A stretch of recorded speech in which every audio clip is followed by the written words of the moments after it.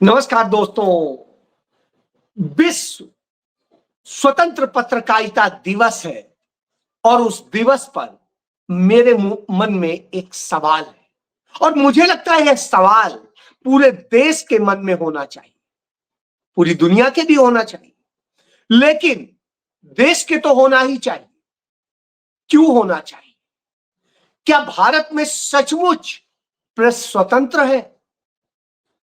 World index को जब हम देखते हैं तो हम पाते हैं हम विश्व स्वतंत्र पत्रकारिता दिवस के वक्त में उस इंडेक्स में सबसे पीछे चलते चले जा रहे हैं, चलते चले जा रहे हैं। जी हां, आगे नहीं बढ़ रहे हैं, पीछे चलते चले जा रहे हैं। हालात इतने बुरे हो गए हैं कि हमारा प्रेस इतना मेहनत से काम कर रहा है, इतनी सेवा कर रहा है कि वो पाकिस्तान से भी पिछड़ गया है, वो बांग्लादेश से भी पिछड़ गया है, वो बगल में भूटान हो या श्रीलंका हो, नेपाल हो या अफगानिस्तान हो, इनसे भी पिछड़ गया है। जी हां, यह हालत हो गई है भारत में स्वतंत्र प्रेस की। चाइना की बात मैं इसलिए नहीं करूंगा क्योंकि चाइना में प्रेस सरकारी होता है, लेकिन जहां ये पूरे हम दक्षिण एशिया की बात करें या पूरे एशिया की बात करें, भारत ही सबसे बुरी दशा में, इतनी बुरी दशा में प्रेस की स्थिति कहीं भी नहीं। जी हां, अब आप कहेंगे मैं ये क्यों कह रहा हूं? ये इसलिए कह रहा हूं क्योंकि भारत का वह प्रेस जो स्वतंत्र होता था, जो एक आवाज बनता था, जो दुनिया को दिशा देता था, वह प्रेस आज बुरे दौर में पहुंच गया है। और उसकी वजह क्या है यह जानना बेहद जरूरी हो जाता है। उसकी वजह है कि हमारे देश का प्रेस अब पत्रकारिता नहीं करता, वो सेवा करता है, और वो सेवा करता है सत्तारूढ़ दल की। जी हां, उसके गुणगान के लिए वो हर वह कर्म कुकर्म करता है जिसे गुनाह कहा जाता है, जिसे इस देश के लिए, समाज के लिए, सबके लिए बुरा माना जाता है। आपको याद होगा महात्मा गांधी ने एक समय में कहा था कि पत्रकारिता कितनी स्वतंत्र होनी चाहिए और क्यों होनी चाहिए। इसको लेके मैं उनके वर्ड्स आपको दिखा देता हूं जो उन्होंने कहे थे, उसके बाद उन्हें पढ़ भी देता हूं। ये महात्मा गांधी ने कहा था, प्रेस को लोकतंत्र का चौथा स्तंभ कहा जा सकता है। संविधान में नहीं है, लेकिन उन्होंने कहा था कहा जा सकता है। उसके शक्तिशाली होने में कोई संदेह नहीं है, लेकिन उस शक्ति का दुरुपयोग करना एक अपराध है। मैं स्वयं एक पत्रकार हूं और अपने साथी पत्रकारों से अपील करता हूं कि वे अपने उत्तरदायित्व को समझें और अपना काम करते समय केवल इस विचार को प्रश्रय दें कि सच्चाई को सामने लाना है और उसी का पक्ष लेना है, चाहे सामने कोई भी खड़ा हो। जी हां, यह बात कहते थे। लेकिन आज भारत का प्रधानमंत्री नरेंद्र मोदी हो या उनका पूरा गैंग, वो आज कहता है पत्रकारिता वो करोगे जो हम कहेंगे, वह बोलोगे जो हम कहेंगे, वह विश्लेषण चलेगा जो हम कहेंगे। यानी जो हम चाहते हैं वही सत्य है, वही कहिए, डंके के साथ कहिए।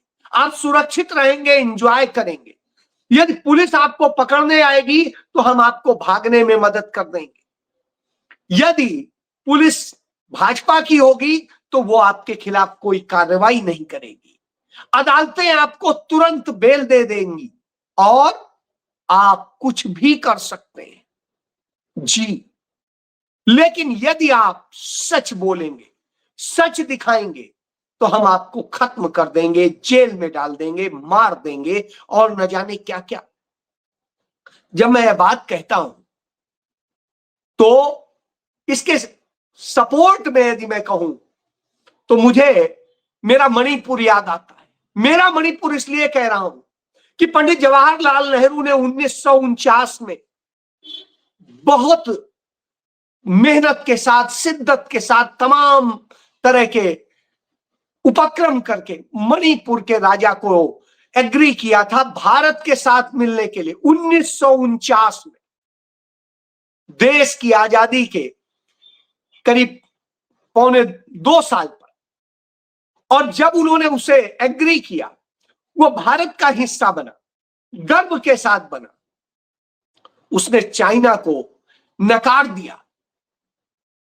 तो अब आप सोचिए, जो भारत का हिस्सा बन रहा था, उसको आश्वासन दिया गया था कि हम आपके लड़कियों के, आपके लोगों के, सबके हितों की रक्षा करेंगे, आपकी प्राकृतिक संपदा की रक्षा करेंगे, आपकी स्वतंत्रता की रक्षा करेंगे। लेकिन नरेंद्र मोदी की सरकार आई तो उसने वहां की स्वतंत्रता भी छीनी, पवित्रता भी छीनी, और उनके हक भी छीने, और उनके प्राकृतिक संसाधनों पर कब्जा करने की कोशिश की। नतीजतन यह बुरे हालात हो गए, दो संप्रदायों को लड़ाया गया, और फिर जो भी भत्स घटना हुई वो 3 मई 2023 को वह दुर्भाग्यपूर्ण घटना होती है जिसमें एक लड़की को नग्न करके, एक लड़की नहीं थी, 3 लोग थे।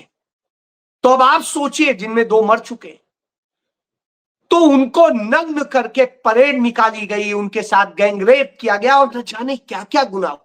उसके बाद 1 लड़की, 2 लड़की, 3 लड़की, 4 लड़की, 5 लड़की, सैकड़ों लड़कियां। और यह बात तत्कालीन मुख्यमंत्री बीरेंद्र सिंह ने मानी थी कि यह तो एक केस है, ऐसे सैकड़ों केस हो चुके हैं। जी हां, सैकड़ों केस हुए, लेकिन वही भारत का फ्री मीडिया एक बार भी ये नहीं बता पाया कि इतना बड़ा गुनाह हुआ है, सब कुछ हुआ है, हमारी जिम्मेदारी है हम बताएं। वहां लोग मारे जा रहे हैं, आज भी 60,000 से अधिक परिवार निर्वासित जीवन जी रहे हैं, विस्थापी कुत्तों की तरह से पड़े हुए हैं, छोटे छोटे बच्चे हो, दूसरे हो। भारत का प्रधानमंत्री वहां उनसे मिलने नहीं जाता, उनके दर्द जानने नहीं जाता है, उनके दर्द को का समाधान करने नहीं जाता है। भारत के नेता प्रतिपक्ष राहुल गांधी 3 बार गए, उनके दर्द को समझा, उनके लिए तमाम, उनके न्याय के लिए यात्रा शुरू की, लेकिन न्याय मिल नहीं पाया है। न्याय के लिए मणिपुर तरस रहा है, लेकिन भारत का मीडिया शर्मसार करता है देश को। वो अब भी इस पर नहीं बोलता है, बल्कि यह कहता है कि मणिपुर में ये अच्छा हो गया, मणिपुर में वो अच्छा हो गया, ऐसे हो जाएगा, वैसे हो जाएगा, 2029 में ये हो जाएगा। आज उसके पास कोई बताने को नहीं। यह शर्मनाक है कि हिंदू धर्म का रट लगाने वाला वह भारत का मीडिया, जो बीजेपी के साथ लगातार लगा रहता है, तिरुपति बालाजी मंदिर में 70 लाख किलो जो देसी घी लिया गया, वो मिलावटी देसी घी, जिसमें तमाम चर्बी और न जाने क्या क्या जांच रिपोर्ट में आई, सुअर की चर्बी तक थी, उससे प्रसाद बनाया गया, सब कुछ हुआ।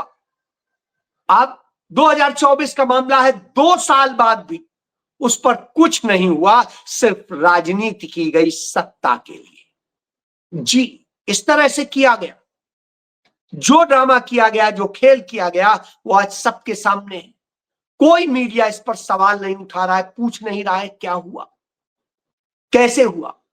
भारत का मीडिया कर क्या रहा है? भारत का मीडिया ये बता रहा है कि पाकिस्तान का रुपया डॉलर के मुकाबले बहुत गिर गया है, पाकिस्तान में ऑयल के दाम बढ़ गए हैं, कुकिंग गैस के दाम बढ़ गए हैं। वो भारत की महंगाई पर जिक्र नहीं कर रहा है, उस पर चर्चा नहीं कर रहा है, भारत के रुपए की दुर्दशा पर चर्चा नहीं कर रहा है। वो इतने से पाकिस्तान, जो पाकिस्तान हमसे बटा था तब भी वो हमारा 1/4 था, और उसके बाद श्रीमती इंदिरा गांधी ने उसे 1/4 में भी आधा आधा कर दिया, आधा बांग्लादेश बना दिया, आधा पाकिस्तान रह गया।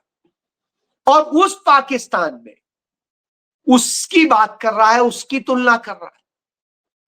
तो अब आप सोचिए, इस दशा में भारत का मीडिया आ गया है, भारत से तुलना कर रहा है, जिसकी दशा, जिसकी करेंसी सदैव भारत से कम ही रही है। वो ये नहीं कह रहा है कि बांग्लादेश जैसा छोटा देश भारत से प्रति व्यक्ति आय में बढ़ गया है, वहां के का टका भारत से ऊपर आ रहा है। वह बात नहीं कर रहे हैं कि अफगानिस्तान के अफगानी हमसे आगे जा रही है। बगल में हम चाइना के लगभग बराबर हुआ करते थे, आज हम उससे बुरी तरीके से टूट गए। दुबई चले जाइए, दुबई में जो स्थिति है दिनार की और सबकी, वहां पर इसी तरह की हालत है। उससे तुलना नहीं कर रहे, पाकिस्तान से तुलना कर रहे हैं, जिसको हमने कभी बढ़ने नहीं दिया, आगे नहीं बढ़ने दिया। अब आप सोचिए, यह दशा है भारत के मीडिया की। भारत का मीडिया नरेंद्र मोदी को विश्वगुरु बनाने के लिए मेहनत करता है। जब पश्चिम बंगाल में चुनाव हो रहा होता है और वहां पर सारी मर्यादाएं तार तार हो रही होती हैं, तथाकथित सिंघम नाम का एक अफसर, जिसे कहते हैं, वो जो यूपी से जाता है, यूपी कैडर का आईपीएस, वो जिस तरह की स्थिति होती है, वहां शेर बन रहा होता है, सिंघम बन रहा होता है, और उसी के क्षेत्र में स्थिति होती है। इकलौता क्षेत्र है जहां पर पूरे विधानसभा का चुनाव दोबारा कराए जाने का फैसला करना पड़ा, कि वही सबसे जो है अविश्वसनीय चुनाव हुआ है। मैं नहीं कह रहा हूं, ये चुनाव आयोग कह रहा है। और इसके बाद में इसी तरीके से तमाम, जब लोगों के हक मारे जा रहे थे, वोट मारे जा रहे थे, सब कुछ चोरी हो रहा था, सरकार अन्याय कर रही थी, चुनाव आयोग अन्याय कर रहा था, तो यही मीडिया उसका चरण चुंबक बना हुआ था। जो सुप्रीम कोर्ट कहता है कि मेरे फैसलों की आलोचना करना मानहानि नहीं है, उसके फैसलों में जहां कमियां थी उस पर कोई भी यह मीडिया चर्चा करने की बात नहीं कर रहा था। यह स्वतंत्र प्रेस की स्थिति है भारत में। तो आप क्या कहेंगे?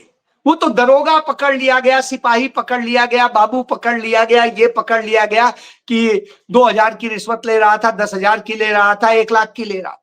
जो अरबों खरबों सब कुछ कर रहे हैं उस पर नहीं हो रहा है। भाजपा के नेता 100-100 करोड़ रुपए का सट्टा खिलाते पकड़े जाते हैं, उस पर चर्चा नहीं होती है। चर्चा नहीं होती है कि जिस तरीके से गुजरात की एक कंपनी फर्जी, जो नरेंद्र मोदी की खुद करीबी की कंपनी है, वो एक बनाती स्मार्ट सिटी प्रोजेक्ट के नाम पे, और इस तरह से बनाती है, लगता है जो नरेंद्र मोदी ने कहा था हम एक नया स्मार्ट सिटी बनाने जा रहे हैं गुजरात में जो दुनिया का अद्भुत होगा, उसके नाम पे हजारों करोड़ रुपया का घोटाला कर लेता है। और वो घोटाला सरकार के नाक के नीचे होता है, 2023 में होता है, और उसके बाद आज तक उसमें कुछ नहीं होता है। इस पर भारत का मीडिया चर्चा नहीं करता है। भारत के मीडिया की स्थिति जब यह हो गई हो, जब अंडमान निकोबार में जिस तरीके से ग्रेट निकोबार के नाम पर, जो प्रोजेक्ट के नाम पर प्राकृतिक संपदाओं की लूट हो रही है, सब कुछ हो रहा है, उसको लेके भारत के नेता प्रतिपक्ष जब यह उठाते हैं कि यह मसला कितना गंभीर है, देश के लिए कितना खतरनाक है, और किस तरीके से नरेंद्र मोदी ने इसे बर्बाद करने का काम किया है, तो अब आप सोचिए उस पर चर्चा नहीं होती है। तो इसी तरीके से है कि जब ये सारी चीजें हो रही होती, वो 26,000 करोड़ रुपए के घोटाले की चर्चा नहीं होगी, वो जो अंडमान निकोबार में 1 करोड़ पेड़ काट के, और जिस तरीके से एक पेड़ मां के नाम कहने वाले नरेंद्र मोदी की उस पूरे जुमले पर चर्चा नहीं होगी, तो कौन सा स्वतंत्र मीडिया है? स्वतंत्र मीडिया की बात करना चाहिए। तो स्वतंत्र मीडिया आज कहां दिखाई देता है जो कहे खुल के कि अरविंद केजरीवाल आरएसएस के एजेंट बन के आए थे और उन्होंने इस देश की सत्ता के साथ कैसे खेल किया, और एक सत्ता जो देश के लिए काम कर रही थी उसे बदनाम करके हटाने का काम किया। वो यह भी चर्चा नहीं करती है कि कैसे ममता बनर्जी बीजेपी को पश्चिम बंगाल में लेके आई थी, नहीं तो बीजेपी होती ही नहीं थी, उन्होंने ही पहली सीट दिलवाई थी, और आज वो छाती फाड़ रही है, क्योंकि जब उन पर आ रही है, उनकी कुर्सी की बात आ रही है, तो ये कहेंगे। तो वर्ल्ड प्रेस फ्रीडम डे किस मुंह से मनाया जाए, किस मुंह से मनाया जाए कि भारत का यह प्रधानमंत्री इस तरह से नाकारा साबित हुआ है कि पेट्रोल 100 रुपए से ऊपर है, डीजल 90 रुपए से ऊपर है और कमर्शियल गैस सिलेंडर 3200 रुपए से ऊपर है। जो घरेलू गैस सिलेंडर है वो भी 950 रुपए के आसपास का है। तो इस तरह से आप समझिए, जब ये सारी चीजें सामने हो, जब भाजपा शासित राज्यों में लड़कियां सुरक्षित ना हो, उनके साथ रोज रेप, गैंग रेप और सब कुछ हो रहा हो, सरेआम हो रहा हो, गरीबों, दलितों, पिछड़ों, आदिवासियों, अल्पसंख्यकों को भाजपा शासित राज्यों में मारा जा रहा हो, पीटा जा रहा हो, उनका दोहन हो रहा हो, तब वह मीडिया कहां है, कहां चुप बैठा? वो तो राहुल गांधी पे हमला करता है कि राहुल गांधी ऐसे, राहुल गांधी वैसे। राहुल गांधी ने सच बताया तो वो कहने लगे कि राहुल गांधी तो मदद कर रहे हैं उस चीन की। साहब, चीन की मदद कौन कर रहा है? इससे आप देखिए, भारत के साथ चीन का कितना व्यापार होता था और उसके बाद में भारत का कितना लाभ था, चीन का कितना लाभ था। आज यह स्थिति है कि चीन लाभालाभ है और भारत नुकसान ही नुकसान में है। इसके बावजूद नरेंद्र मोदी जो कहते थे चीन का सामान मत खरीदो, ये मत खरीदो, सब कुछ चीन से खरीदा जा रहा है। और अब तो हद ये हो गई कि जो फेमा कानून है उसमें छूट दे दी गई कि 10% तक चीनी कंपनियां बगैर किसी लाइसेंस के भारत के किसी भी चीज को खरीद लेंगी। यानी 10% भारत पे तो वो ऐसे ही कब्जा कर सकते हैं। इतनी बड़ी छूट दे दी, इस पर कौन चर्चा करेगा? एफडीआई के नाम पे जो खेल हुआ है वह अपने आप में, तो ऑटोमेटिक रूट से भारत में निवेश करने की जो परमिशन दे दी गई, वह बताती है कि नरेंद्र मोदी ने आज देश को बेच दिया है। इन सब पे चर्चा होनी चाहिए थी। तब मैं आपसे बात करूंगा कि मैं आपसे हवा में बात नहीं करता हूं। मैंने खुद यह किया है कि सही को सही और गलत को गलत कहा है। मैं उदाहरण दिखाता हूं। ये एक अखबार है आज समाज, ये देखिए पूरा अखबार। ये मैं जब अखबार आपको दिखा रहा हूं, ये अखबार की जो तारीख है वो आप देखिए 14 फरवरी 2014, ये आप देखिए। और इसमें जो खबर है वो आप देखिए, पहले देखिए, इसमें हाफ पेज, पहले पेज का विज्ञापन है बीजेपी कांग्रेस की सरकार का, डॉक्टर मनमोहन सिंह की सरकार का। यानी इतना रेवेन्यू उन्होंने दिया हुआ है अखबार। और इसके बाद में ऊपर आप देखिए हरियाणा सरकार का एक विज्ञापन की पट्टी है। और इसके बाद में आप देखिए मेरा एज ए समूह संपादक के तौर पे मेरा त्वरित टिप्पणी है। ये देखिए, संवैधानिक व्यवस्था कलंकित। और खबर लीड क्या है ये देखिए, तत्कालीन कांग्रेस सरकार के खिलाफ है, संसद की गरिमा तार तार। क्यों गरिमा तार तार हमने करी है? क्योंकि संसद में 17 सांसद जो है निष्कासित कर दिए गए थे। नया तेलंगाना राज्य बनाना था जिसका विरोध कर रहे थे भाजपा के सांसद, और आंध्र प्रदेश के कुछ सांसद थे। और इस तरीके से जब ये विरोध कर रहे थे तेलंगाना बनने का, तो तत्कालीन जो स्पीकर थे उन्होंने 17 सांसदों को निष्कासित किया था। इसलिए हमने कहा कि संसद की गरिमा तार तार हुई। और इस तरह से करके हमने उस पर सवाल खड़े किए थे। और मैंने खुद कहा था संवैधानिक व्यवस्था कलंकित। ये आप देख लीजिए। तो ये मेरी संपादकीय टिप्पणी थी। और ये 2014 की है। मुझे भारी भरकम सैलरी मिलती थी 2.5 लाख रुपए। उस समय 2.5 लाख रुपया मायने रखता था। सोना जो था वो 26,000 का था, सोच सकते हैं। तो वो सैलरी थी, उसके बावजूद मैं झुकने की बजाय मैं यह कह रहा था। और यह अखबार, सबसे बड़ी बात है, कांग्रेस के एक लीडर का अखबार था। कांग्रेस के पूर्व केंद्रीय मंत्री और स्टेट में हरियाणा के भी मंत्री रहे विनोद शर्मा का अखबार था इस अखबार में। और इसके बाद में नरेंद्र मोदी उस समय गुजरात के मुख्यमंत्री थे, मैंने उनके खिलाफ कोई टिप्पणी नहीं की थी, ये आप देखिए। और मैंने कहा था नरेंद्र मोदी से मिले अमेरिकी राजदूत, यानी अमेरिका के जो राजदूत थे वो उनसे मिलने गए थे, जो सीआईए के जरिए प्लानिंग हो रही थी कि मोदी को देश का प्रधानमंत्री बनवाना है। लेकिन उनके खिलाफ मैंने नहीं लिखा था क्योंकि वो सत्ता में नहीं थे। तो यह उदाहरण इसलिए दे रहा हूं कि सवाल सत्ता से किए जाते हैं, विपक्ष से नहीं। तो उस समय हमने यूं पत्रकारिता दिखाई। आज जो बड़ी बड़ी पत्रकारिता की बातें करते थे, देख रहा हूं किस तरह से चरण चुम्बन कर रहे हैं, इसलिए क्योंकि सच नहीं। और कांग्रेस की सरकार ने न मेरी नौकरी छीनी, न कुछ छीना। और जितना मैंने लिखा, कभी भी कांग्रेस सरकार ने कोई भी कार्रवाई नहीं की। लेकिन भाजपा की सरकार आई, जब मैंने सच लिखने की कोशिश की तो पहले धमकाया गया, डराया गया, कुछ और किया गया, फिर परेशानी पैदा की गई, अंत में मजबूर किया गया कि मैं इस्तीफा दे दूं। एक जगह से इस्तीफा दिया, दूसरी जगह जॉब किया, वहां पर भी मजबूर किया गया, फिर इस्तीफा दिया, तीसरी जगह गया, वहां पर भी मजबूर किया गया, इस्तीफा दिया गया, मुकदमे किए गए। और यह हालत है कि आज मेरे सारे अकाउंट परिवार के फ्रीज किए हुए हैं कि एक पैसा आप नहीं कहीं से यूज कर सकते, मेरी अपनी मेहनत की कमाई का पैसा। लाखों रुपए सैलरी पाया करता था जब मैं आखिरी वक्त में काम कर रहा था।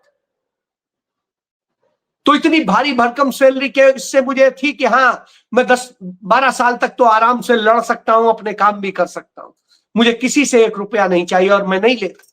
लेकिन इस स्थिति में लाके खड़ा कर दिया। तब कह रहा हूं कि कौन छीन रहा है प्रेस की स्वतंत्रता, इससे समझा जा सकता है।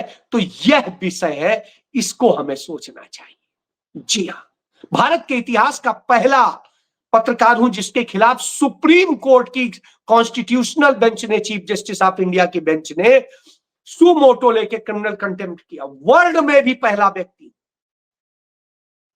अच्छा है, मैं भारत के उस परिवार से आता हूं जिस परिवार ने भारत को हिंदी पत्रकारिता दी और पहला अखबार दिया था हिंदी का। और मैं उस परिवार से हूं जिसके 2 लोग इस देश के लिए, आजादी के लिए शहीद। इसलिए मुझे गर्व है। हमने कुछ लिया नहीं कि हम कहें कि हमें ये इमदाद दे दो, कृपा दे दो, क्योंकि हमने अपना सब कुछ खोया है, जमीन जायदाद सारी चीजें। आज भी नहीं मांगता। जी हां, यह पत्रकारिता होती है, क्योंकि मैं गणेश शंकर विद्यार्थी को अपना आदर्श मानता हूं। जी हां, यह सत्य। जय